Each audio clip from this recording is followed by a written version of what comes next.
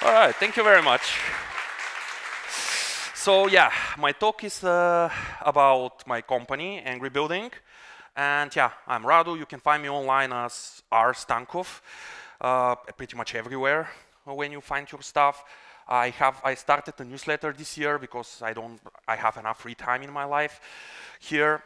And all my slides are already here because I would show a lot of links, a lot of stuff, and I noticed that people are trying to make photos. But I switch slides very fast. I'm very fast switching the slides. So if you are not catching something you want to catch, this is the URL, it's here, it's the bigger part, and we can see the stuff. So we as engineers, we have this awesome thing that we always say depends, like everything depends, and context is what matters. So let's start with some context. So my company is called Angry Building, and it's not connected to Angry Birds or whatever. It's facility management software. So it's actually an accounting software for facility managers. Actually, every software becomes an ERP system if it lives long enough. So we are moving the ERP system for companies. And it started as a side project. And a lot of people ask me, okay, how does this idea came from? And the idea, like a couple of friends come to me with an idea. And I tell them this was a stupid idea. They come back with less stupid idea. And I was like, no, this won't work. You need to do this. And oh, actually, this other thing would work. And this is how it became the thing. So it started as a side project 3 years ago when I was at my job. I didn't have a long title. It was CTO. It's just short title, three letters. It was short title. And it started as a side project. And last year, I figured out I was actually more excited to work in the weekends than at my day job. So I decided to switch. And this is our team. Most people have short titles, and if you notice, like again, there is only one technical person, everybody else is another thing, and that's like one-person framework, the Rails way. This is the Bulgarian way of one-person framework, the way we think about being the only engineer in the company. But it's not, I mean, it's not exactly like that. Like when you have business, there is a couple of other areas you need to do. It's another things you need to do. Like there is the pipeline of customer. There is marketing, sales, there is onboarding, especially for business software. You need to provide training. You need to provide support. And this is area which we as developers are not very happy to do. So let's do a quiz here. What is the thing which scares us the most? So coffee machine not working. In this case, actually coffee machine having too much buttons. I honestly have no idea how to operate it. The other thing is unproducible bug, like stuff you cannot produce. That's something scary. This is another very scary thing. The PM says, oh, this should be very easy. You know, it's very easy. Or somebody calling us on the phone. Like, when somebody calls us on the phone, I always think about this scene. Right. The fuck has the goddamn gall to call his house on a Tuesday night? God damn it! Couldn't miss it! Oh, please, tell me something I don't know. I wait all week for the fucking equalizer, and they have to fucking... Hello? But Right, Gene, that'd be great. And being very polite. But then, this is the thing which my teams bring to the table. They're the ones who get the phone calls. They're the ones who, because our business, we work with businesses, and those businesses, for some reason, want to use the phone in 2000 and something. So my team takes that. So again, our motto is move fast and have breakfast. And yeah, so the project started at, again, April 3rd. Actually, the official date was April 1st, was when we started like correcting like what we need to build. The first commit was at this date. And yeah, we were like, okay, time to ship. Like, okay, build. And a couple of years later, some stuff around the business. Right now, this is some of the metrics. So we are at right now the stage default alive mode. That means if we stop doing stuff, the business is fine, everything is alive, we are above the water. My favorite number is, So where, what's So my favorite number is this one, 0 churn. So far, if we have a customer, because we work with business customers, we have 0 customers who actually left our business, which is my favorite number of the whole world, 0. Someday it would grow 100%, maybe to 1, I don't know. We usually have 5,000% growth, but it's like from 1 to 2, it's like big ones. Right now, so to our software, our main buildings are being managed. So right now, we managed around 3,030K apartments are managed through the software. And if we go to like, okay, this is a company's life cycle. You have something which we call the drunken walk, which was not the party yesterday. We are right now on this way of like, we almost discovered this magical unicorn thing called product market fit. And the product market fit, this is like the Wikipedia definition. And the key here is sales become repeatable and scalable. Like the idea there is you have a formula, and at some point, you can hire more salespeople and say, okay, this is the scenario, you just follow that, and you can actually have more predictable growth. We are almost at the stage now. But the thing about the product market fit, it's not like a point in time. Like what I found in my business is, oh, we have a repeatable sale process in one segment, but we don't have it in another one, and you jump from segment to segment. So if we think about this chart about how do you build an MVP, like how do you start, like a lot of people would show, oh, that's not the way to build the MVP. That's the way, but that's actually stupid. The better way is to start with that. You build something that almost works and you're pushing it manually. Everybody thinks it's AI, but that's actually me going on Rails console and fixing bugs to the moment which the things get automated and the things get working. Like, yeah, I want to build this fancy car. Actually, it doesn't look that fancy, but I'm starting with this half thing and I'm just trying to push my clients kicking and screaming. So this is my competition map. There is pen and paper. Surprisingly, amount of companies like to write things on paper. I don't know why. Another people use Excel or Google Sheets. But when I say Excel, I mean Google Sheets. But they are basically the same. And we have 2 competitors who, if you noticed, look like written 10 years ago. And you're right, that's the time they were this software was done. So let's do about some history, some of the product journey of the company. So the first thing we started was, our idea was, okay, we would start with people who manage their own buildings, like people who manage their own buildings and who going to do, okay, individual people, we'll have self-serving funnel, everything will be great, I don't need to talk on the phone, and this didn't work. Then we decided to pivot to actually companies, because actually what companies have is money, and we like money. I mean, I actually really like money. They help me stay alive. So we pivoted to go to companies, but how do you go to companies when you have like a small product? So the first thing we did is we focused on what we call non-consumption companies. And this was not a brilliant move. This is the only companies that wanted to talk with us. So when I say non-consumption, I mean the companies that use pen and paper and Excel. Because they use those tools, and adding our software, even if our software was not doing the job in 100%, we can actually take some of the features of Excel, like, you know, most SaaS businesses are Excel with better UI, a lot better UI. But the idea here is our customers, we can move their needs, and if our software doesn't meet any of the needs, they can still use the old tool. So there is this safe way.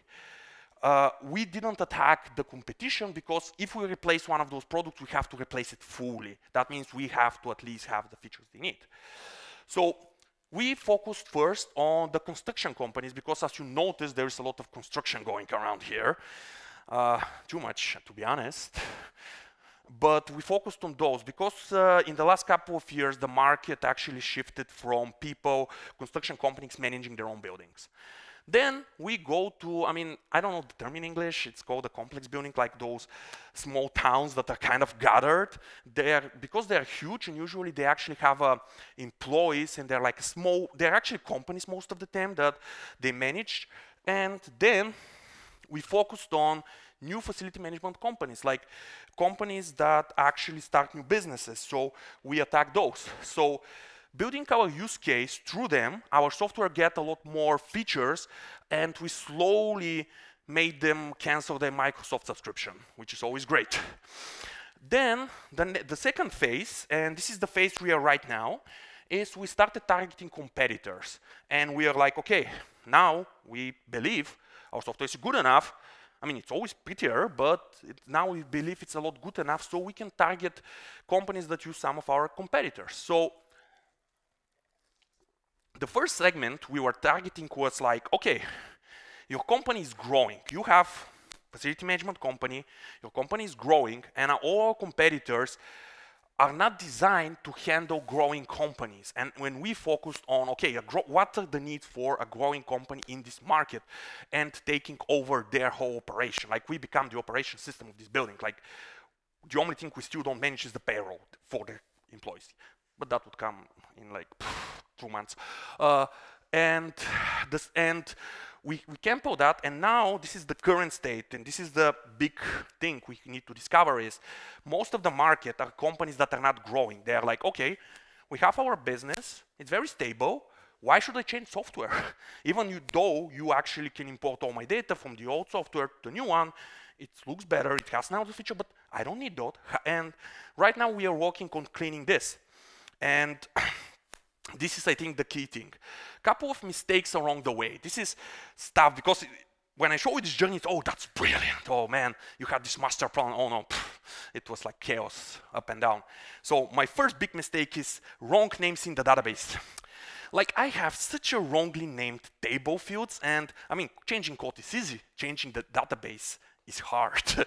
Like, renaming a table, even though it has a typo for the last 10 years. I mean, in other companies I worked, it's like there is a typo in a table, but this is the most traffic table in the whole product, and nobody would fix that typo. So yeah. Another thing is just on the technical side, this is technical decision about having a traditional user model. After drinks, I can tell a lot about that. But two of the business side was like, we tried to kick off something called the service marketplace at top of our mobile application, because everybody who their building is managed through our app, every person who lives in this building gets a mobile app and they see how their building is managed. So, and we have a very good usage and retention numbers, and we thought, oh, we would add a button there to order a plumber or fixing stuff. And it's a great idea, I still believe it's a money maker, but we didn't have enough usage and we didn't have enough bandwidth to actually build that. So I think still it's a good idea, but it's not now idea. We also tried to expand it to Spain too early. We are most probably going to do this next year because it's still, again, too much resources and we still have our growth part. So a lot of the mistakes were like, okay, we try something and we time sync. And as we show on the picture, there's one developer, you can ship only one pipeline. And the way is, the product stuff is like right now we are on this curve and trying to get to the early majority on the business side. This is where we kind of cross the chasm of default alive. And right now the biggest thing we need to figure out is how do we actually make stable companies to switch to us? So a couple of tips about some wisdom or jokes. So the first thing is, and what's the first thing? Okay, when you start building a product, target people who are not using anything. And I mean, Excel is anything, but stuff that people can actually incrementally apply to their work. Because if you are replacing competitor one-to-one, you need to match their flows. Another thing is, you, even as a developer, should be involved in sales, support, and onboarding, even sometimes taking phone calls. Like some of our biggest customers have my personal phone, and I'm really praying they're not calling me today. And another thing is, when you have a sales, even if they tell you no, you should take this no very fast and figure out why. Like, this was one of our biggest growth opener, was like, we go to a company and they're like, oh, we would love to use it, but we have 5 years of data in this other product. And our sales like, okay, that's too bad. And I was like, okay, why don't we just make an importer from this other product to ours? And the sales, oh, that's possible? And this opens such a big, I mean, it was 1 month of hurt for me to make the importer. I still held my life. I still get too much weight there, but yeah. Another thing is, you should get the problems from the customers and sales. You should get, oh, this is the problem, not this is the solution. Because this happens very often. That happens too often. Like,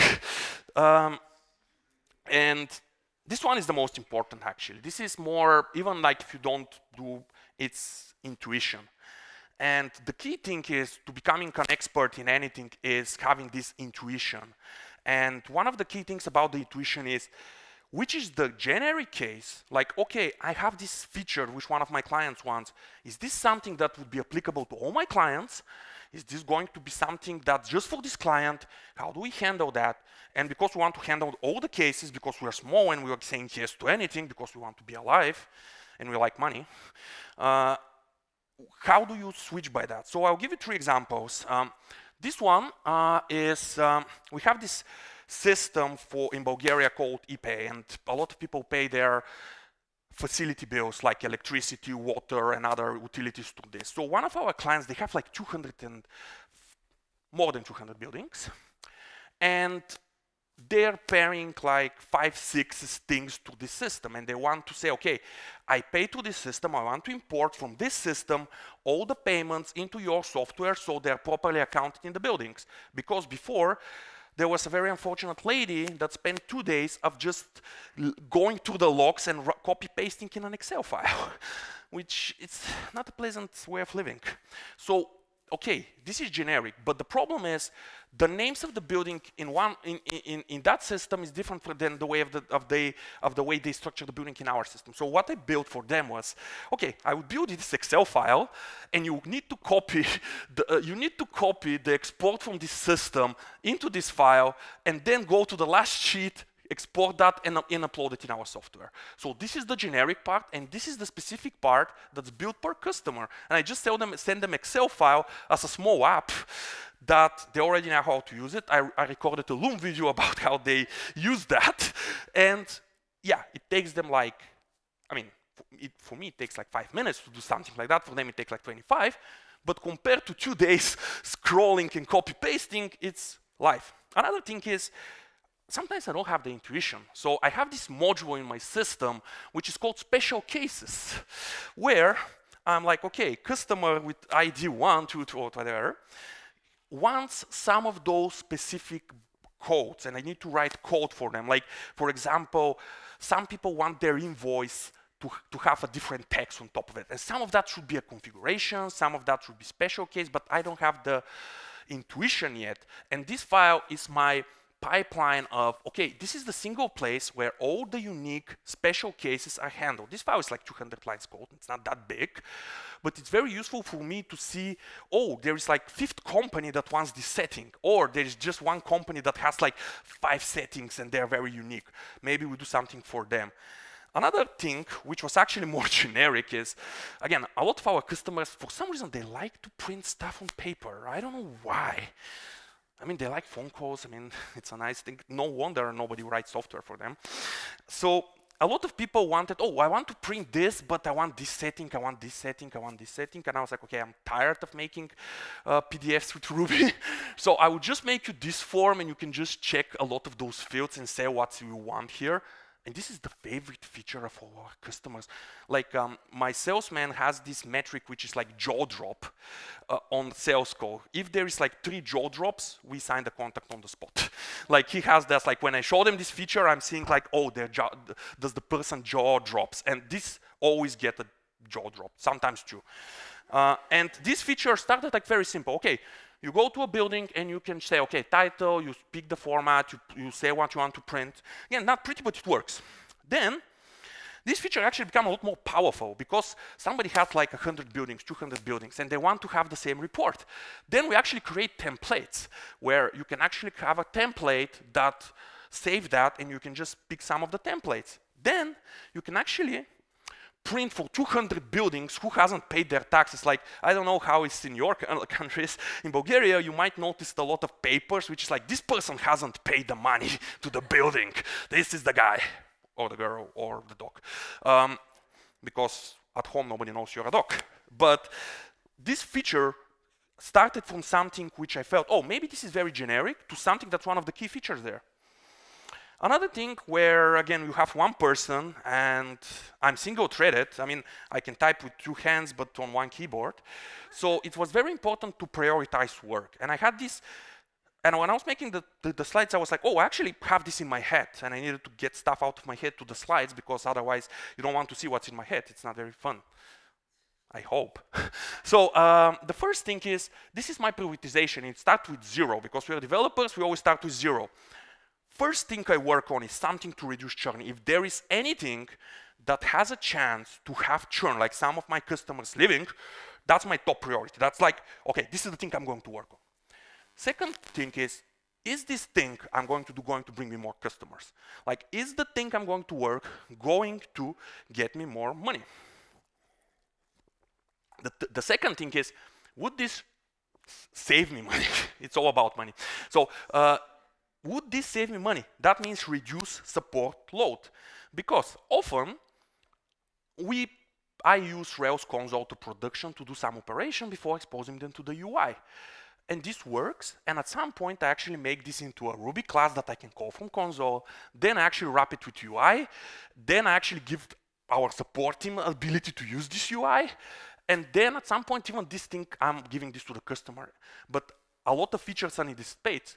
And the third thing is, if all of those things are, I call it quality of life for customers or for me.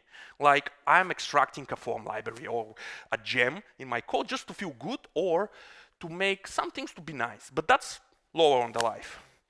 And of course, there is the fast track. Fast track is, okay, there is a critical bug, system is down. This is like P1. This is, when you have those, you would know that you have those. That's like, we don't have this very often. I think we've had 1 or 2, but that happens. And the other one, I call it 10-minute feature or fix. The idea there is somebody calls us on the phone and they say, oh, would be nice to have that. And I'm like, okay, this is a small thing. I'll do it in 10 minutes.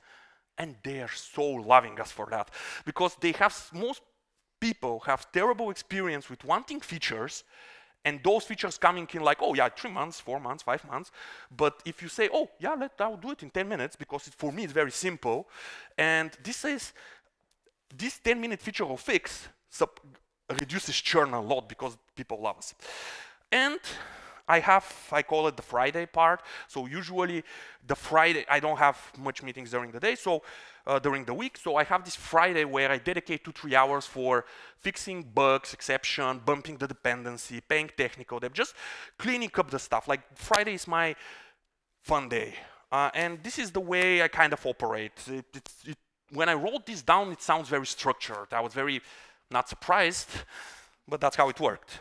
And also, we have one meeting with the company, and that's Friday. Like in Bulgaria, we call it Petašna operativka, which is the Bulgarian word for that. The English translation didn't sound that fun. And this is the time when we actually have a meeting for between 2 and 4 hours, which we go to all the sales pipeline, all the features, all the support. A lot of alcohol is involved in some of those times. It's like a lot of stuff happens on Friday. Usually the Friday technically is engineering-wise not very productive day. That's the reason I do all the support work there.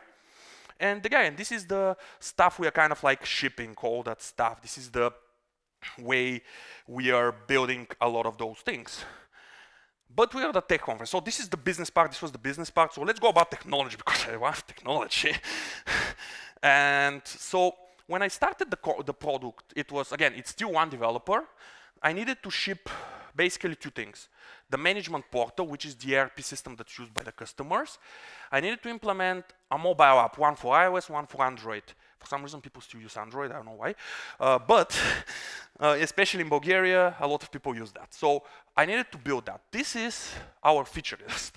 This is all a lot of the modules of the system. This is a lot of our things that the software does, which honestly, when I wrote this, it was like, oh man, I need to get a life someday. And my tech stack this is my web tech stack. This is how I built this application. You notice the big Ruby there. The mobile stack is React with Expo, with React Native, with GraphQL, just because it's, I think, the best way to actually build a cross-functional thing like Rails, Turbo, whatever thingy. I still need to open Xcode and Android Studio, and here I can just ship it to a pipeline and it deploys. And yeah, this is like the products, like the React Native app, the Ruby on Rails app, the GraphQL in the middle.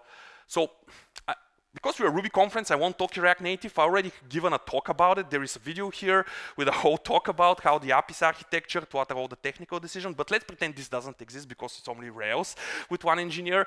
So let's focus on this, which is the Rails part. And imagine the thing doesn't exist. So it's just Rails, you know? Mobile doesn't, it's not there. Also, like most of the code and most of the complexity is actually in the Rails app, because the mobile app is just for people who live in the building. It's very small app. It has just like 20 screens. So my domain, and this is my core domain in the same my system is structured. And if you noticed, in a lot of projects, I have noticed that there is, not even in my project, but if you think about your project, you always have kind of like 3 pillars. One is usually around the account, like if you have a multi-tenant system, that's the account. In my case, I have building and apartment. This is my got object models except the user, which is another pain point there. But everything, mostly everything thinking my app points to one of those objects.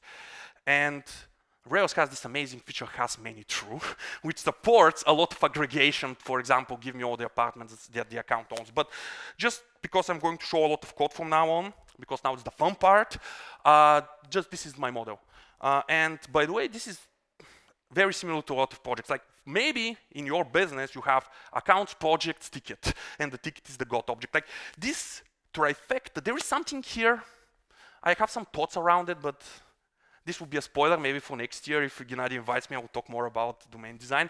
But let's go some code metrics, because we developers love metrics. So I have, the last time I checked, I have 563 routes on the web, 26 mobile screens. I have 105 active record models.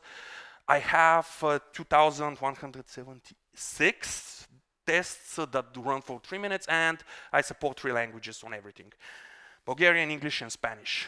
And I don't know Spanish. So I hope stuff works. This is my code metrics. This is when I read Rails stats.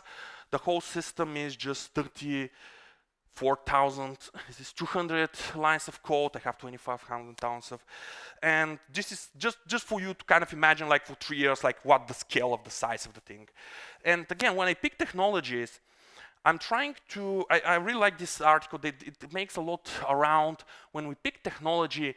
We know that this technology can fail, but I know how to fix that failure. I'm very scared about a failure that I don't know. I know that the technology would have a failure. It's better for me to know the workaround. So that's the reason I actually took a lot of boring technology for my project, because I wanted to ship the project. I didn't want to have fun. Which, to be honest, that's what happened. So be careful what you wish for. So yeah. So when I make this architecture, I'm having those constraints. First, every time I make software, this is my top, is make the common things easy. Your software often needs to do common things, and those things should be easy and have an obvious way for the engineers to ship stuff. Like, for example, at my previous company, every developer at some point would create a GraphQL mutation. So we would make this pain easy. Also, I want to reduce the indirection. Like, even though every blame in this project points to me, except one file which Vestimir's company helped me with that, but every line points to me, but I still hate to, oh, I need to understand how this thing works. Oh, I would open this file, this file, this file, this file, this file, this file, this file. What I was checking again? Maybe there is something interesting on YouTube and you are out. Another thing is I want to use as much vanilla Rails as possible, because I know it works, it's battle tested. I don't want to test it. I need to test my code, not Rails. Another thing is I wanted to avoid writing custom JavaScript and custom CSS. Forget about the mobile app. But on the web, right now my JavaScript is, I have 0 frameworks except the UGS thing that gives you dependent, destroy, whatever. But I have almost like 1,000 lines of JavaScript with no frameworks, and I just need it for forms. So it works very well. And also I needed to support internalization from day 0. because we count from 0.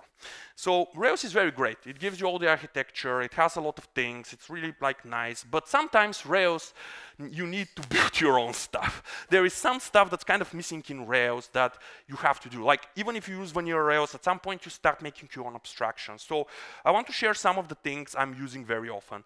I'm surprised this is actually not part of Rails. My favorite gem is called Annotate. I don't know how many of you guys use it, but I forget my table names and what's in there, what are the indexes. So I have this gem Annotate where, I mean, it's not mine, it's some awesome guy did it, kudos for them, that just make this comment every time I change my database. And here I can notice, oh, I have bad indexes, I'm having missing foreign keys.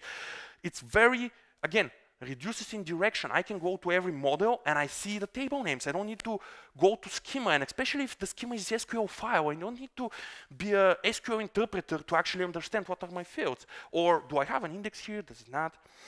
Another gem, because I'm making kind of an accounting software, there is a lot of numbers.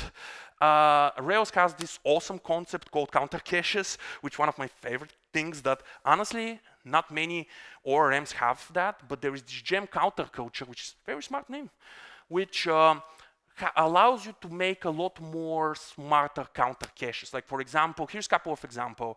I have a counter cache which is apartments count and archived apartment. So a building, so I mean, we have a feature where you can archive an apartment, so it's not in your statistics. How do you implement that? Just one line. You can do the same on the building. You can actually go to account, so I can have a counter on the building, I can have a counter on that. Also, this is the way I, for example, check on the building. What's the amount of taxes that's unpaid? I mean, that's apartment unpaid taxes amount, and I just sums them up, and it works quite well. The rest of the stuff that's kind of missing from Rails, there is like, I mean, a lot of things are very specific, but in almost every project that I've ever worked for, kind of like this is kind of the things that's kind of missing in Rails.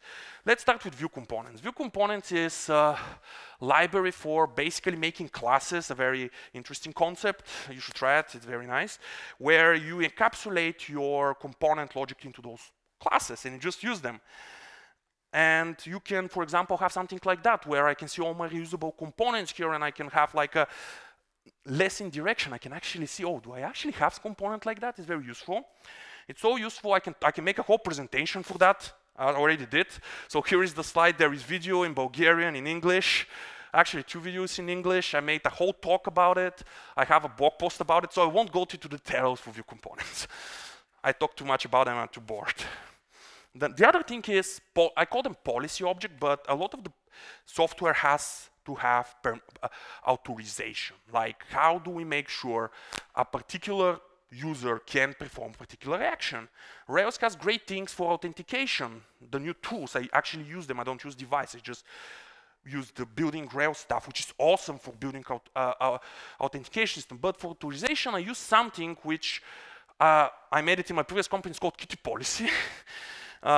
Which is basically a DSL for building authorization system. It's something we extracted at Product Hunt because we needed it in a couple of internal Product Hunt projects. And it's very simple. Without a library, usually what I do is I have a module called application policy, my favorite extend self with methods with 0 state. It's like can access account, user account, whatever, and I have this function. And what library does is just make this a bit more beautiful. It just allows you to have a DSL where it's like can, and basically internally it makes those methods. So it actually generates a method called can access. And it just, you hit the runtime performance of just generating those methods when you boot. And it has 2 methods, authorize, which throws up a Kitty policy access denied, or can. And the cool thing about it is, because it just makes functions and it's just a DSL for making your own systems, in Angry Building, I have what I call row stacking.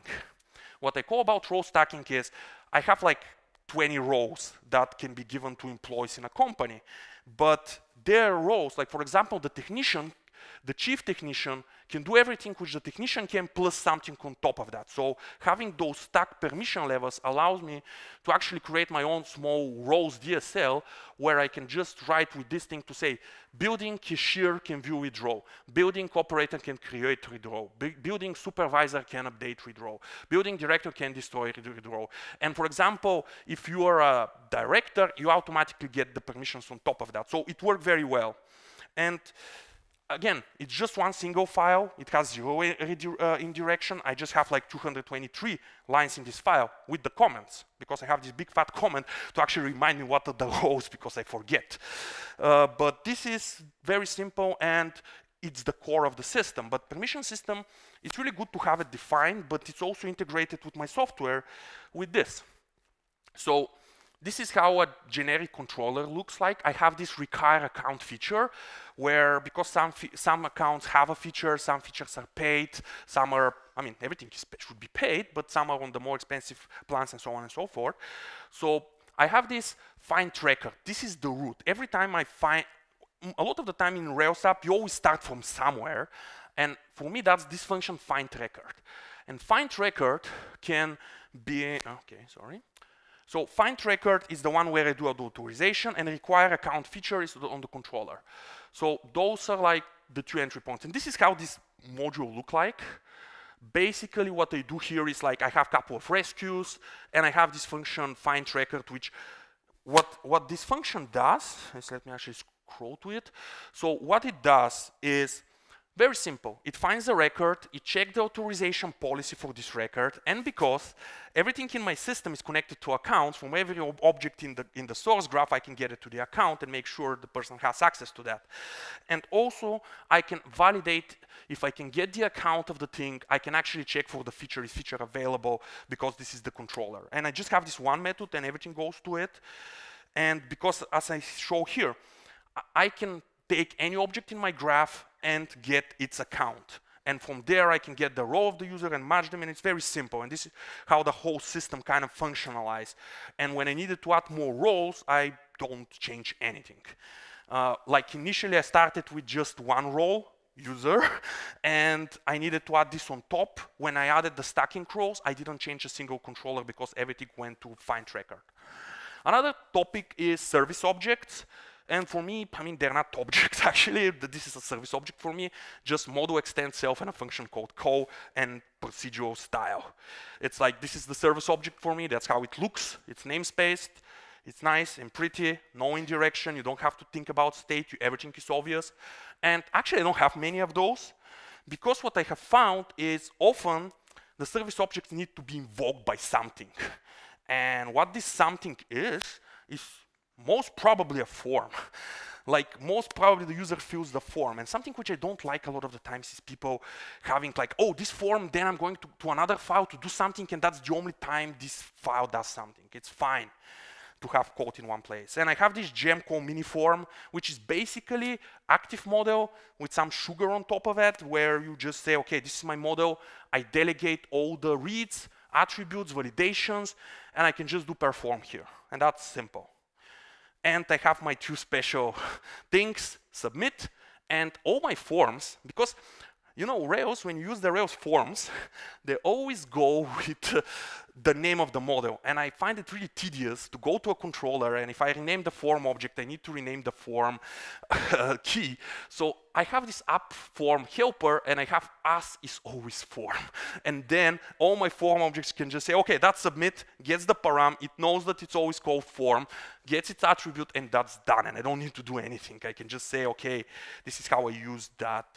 This is how my other part of my controllers look like. I can just say form, submit, and I use responders, which was part of Rails at some point, where basically saves me to do if form render errors, if not redirect. Just have that gem there because I'm old school in some ways. But the key here is I keep the business logic in the form. Like I keep the stuff where it's living. Like, for example, active jobs. Something that I really dislike is to go to an active job file and just see, oh, it's calling another file. And this other file is just used in this active job. So if I delete the active job, I have to remember to delete the file as well, or also to check where are the other uses of this file. So I just have it like flat structure as possible. I don't extract stuff if it's not needed in more than 2 places. Because again, less indirection. The final type of object, I call them query objects. And it's like, this is half of my screen, even more of those screens. Like when I say 500 screens, and oh, those is so much screens. All those screens look like that. It's basically Excel on steroids. And a lot of times what I need is a search form. I need statistics based on this search, and I have to show the search result. And I'm very good with names, so I have a gem which I wrote a long time ago in a bank called search object, which makes you create search objects. It's in the name. And it just allows you to do something like that, where you have like finance, transactional search, some filters, results, and usually you write code like that. And that's fine, it works, it's nice, I mean, simple, no indirection, everything works, you just write this, and it's great. And yeah, at some point you just move the fetch result, so you need stuff, then you need to do other stuff, you need to do pagination. And what I have is I just have this search object where I just include the module with some plugins, and I can say, okay, this is the options, you are smart enough to kind of figure out all the business logic. You can use functions for that. I think actually Gennady added this feature to it a long time ago, this filter with functions. But the idea here is you can open the file from the top. Like I really like when I open files to read them from the top to bottom and understand anything, the important part to be on the top. And this is how it works. Like just put a lot of methods in the search object, like the analytics and all of that. And the final thing I want to talk about is where are all those objects live? That is another pet peeve of mine. It's like, where do those objects live? Like, oh yeah, I have app policies, app services, app queries, but this is like the big but always. It's like, what about network? Like I have a namespace which all my network codes are in this namespace, so I'll put them in app network, right? That makes sense. Then I would have app validators, app decorators, presenters, because I actually know the difference between decorator and presenter, and I have different folders. I mean, there's 2 files there. There's notifiers for notifications, there is values for value, and there is support, of course, because we need mental support when you have so much directories. And my favorite, it's basically app orders, because again, not every object can have a family and have a type, and some of those things are actually not objects, they're procedures hidden. And you know what I mean here. Like, it's getting too ridiculous. So what I do is, what I just have is like, very simple. I have applib. I have very aggressive namespacing by domain and feature. Often it's actually subdomains with domains like nested. And I have one level, like, and it's not that scary. This is how it looks like when you open my Vim, which is beautiful Vim, by the way, with the GitHub. This is my folder, this is my lib. Yeah, it's long, but I mean, you cannot read it very well because it's small font, but you can actually see all my features, like you can group them. And if I need to delete the feature or extract stuff, it's just there. Like I don't treat things in a special way, except if they're special, like special cases, like things like components, controllers, jobs, models, graph. This is the GraphQL API stuff. And models, that they make sense to be there because a lot of the time you don't call them. Like models, you argue might be useful to be in lib, but I actually want to know how many tables I have, and opening a folder is simple. But all this other stuff is called in a very weird place. Like you never initiate the controller yourself. The active job, yeah, you can call it yourself, but what you do most of the time, you actually schedule it. The mailers are also special. And yeah, so, I have something else. Oh man, yeah. So the final thing is this is my test. Yeah, 3 minutes and 2 seconds. The funny part is the features part. I have 522 end-to-end features because it's a business software. I have like pretty much good coverage of all the UI tests, and they all go for like less than a minute because I have 0 JavaScript except those 1030 lines. And because there is 0 JavaScript, you can actually test it with Capybara without a browser, which is fast. Another thing which I do here is, this is a trick I used when you actually do browser testing, is the good rule for tests, except the feature test, is to have setup, test, assertion, and just have 1 case per check. What I do with features is I test the features end to end. I have this format for, why I'm pointing, I have something more advanced. So I have this naming where it's like attendee, create, list, delete, just the whole flow of this attendee event feature. And I have those functions where it's like I just have those comments that kind of split it, say, okay, I'm testing the validation here, I'm testing the create here, I'm testing the destroy here. And sometimes I have like 20 tests in the same scenario, and because they are fast, if something breaks, it's actually not hard to find. Also, another thing I do is I build a lot of custom helpers, because especially when you do with end-to-end tests that match your business, libraries can help you so far. Like, for example, I have this function called submit form where I just give it a hash and it knows each of those values, how to put it in the specific thing. And I don't do fill in this, fill in that, oh, this is a checkbox, oh, this is a click, this is a custom component, this is whatever. I just have submit form and all the complexity is in this one function. I have a button, I have, for example, something which is like, I expect form errors, or this one expect to be destroyed. So I can talk a lot about this. I have written a post about it. I know it's a joke, but yeah, too much content, sorry. So yeah, thank you, and I think it's almost time for lunch now. Yeah. Thank you very much.